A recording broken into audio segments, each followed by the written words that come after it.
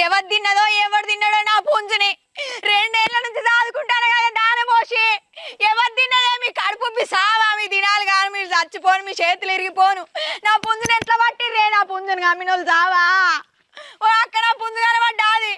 ఇది ఊరంది తట్టు ఉంది కదా ఇది మనసు అంటే ఎత్తలేదు ఇట్లా నడదు కదా దీనికి పడిపోవడే నా కోడిని తెల్లారి వరకు పోతారే నా ఉసురు పోసుకుంటాను ఎందుకే నా పాపం తలుగుతుందా మీకు ఎవరు తిన్నారా ఏం కాదు